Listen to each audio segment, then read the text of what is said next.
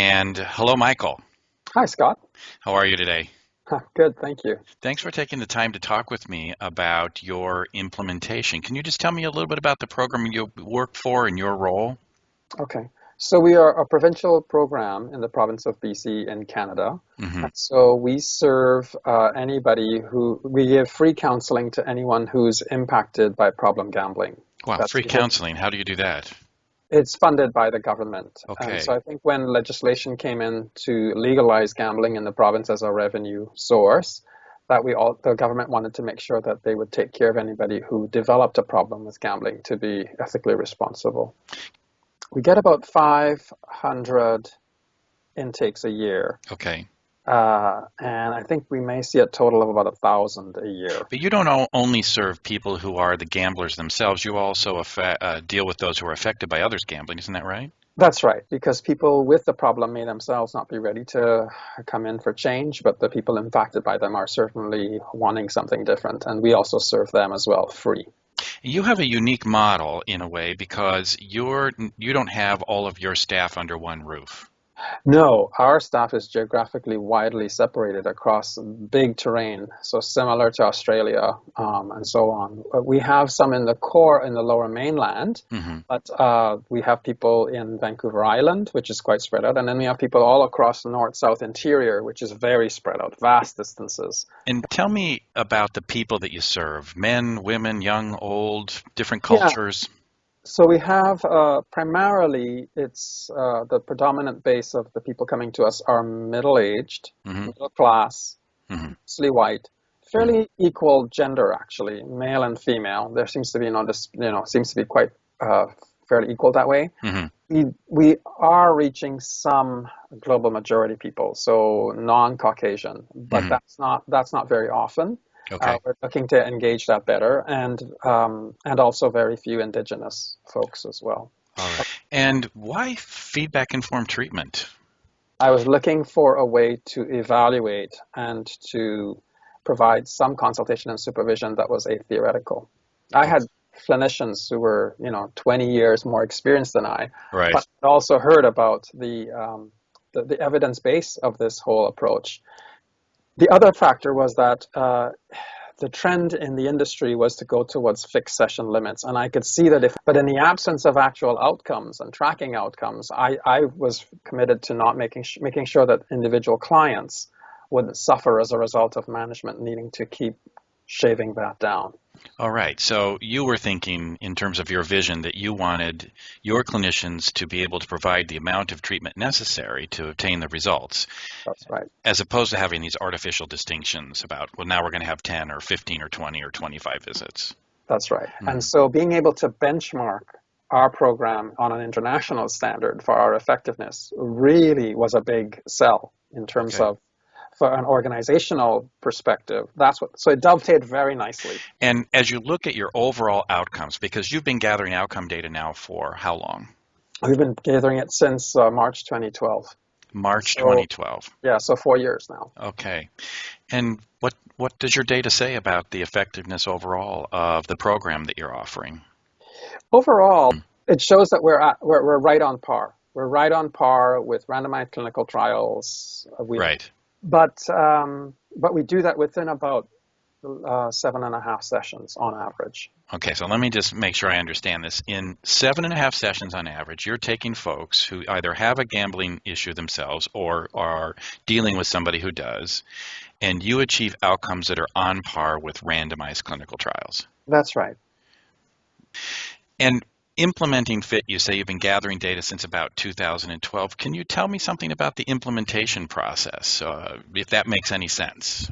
Was it simple? Was it straightforward and easy? So here's what I learned. It's not straightforward. Okay. And I applied things to the book. I was very clear and very detailed that way, Yeah. to a lot of people's annoyance.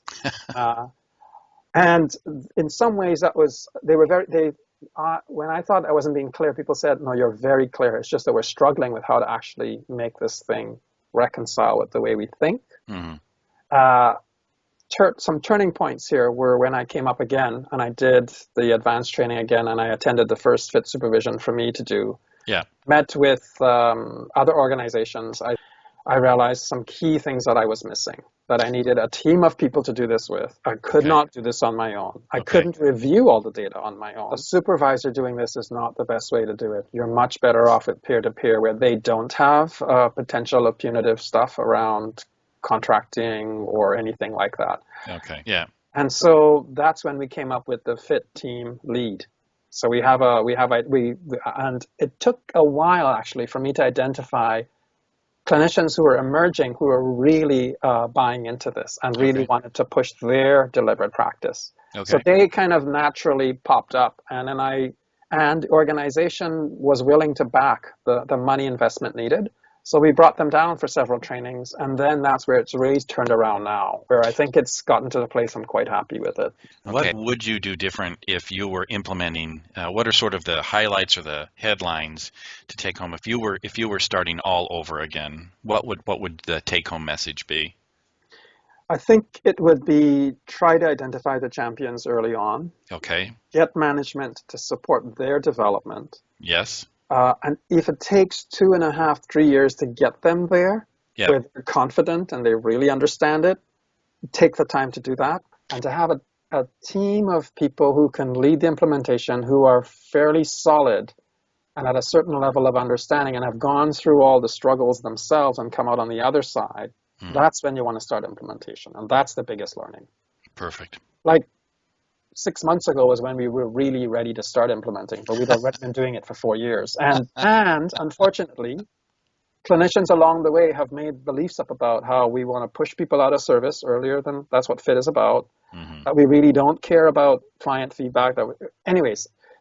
Though you mean those are the consequences of implementing too quickly. Yes. People get the wrong idea what it's about. Yeah, and then it's hard to actually have them step back in some cases. And something I say often when I'm doing these kinds of consultations is when it comes to implementation, you can't go slow enough. Yes, I agree. Why does it take time to learn that lesson, do you suppose? People have to experience the benefits themselves. I mean, it really takes a shift, even with people who, for the most part, really want to make this thing work. Yeah. And what would you say is different at this juncture, some 4 years into the process, about the program now as a result of persisting with FIT? More clinicians are starting to see that there's a potential for this being a real clinical tool and not some administration stuff, that because we want funding, that we want to demonstrate outcomes, that it's not just that. So my vision, I didn't want people just to be administrating the measures without really understanding the full clinical usefulness of the tool. So it wasn't about the measures and fidelity to taking the measures. It was about really being informed by the spirit of feedback-informed treatment. And that's also where it takes 3 years for people to get, those who are going to get on board to get on board. What is the spirit, in your opinion, of feedback-informed treatment? What is that? I think I think it's a real sense of,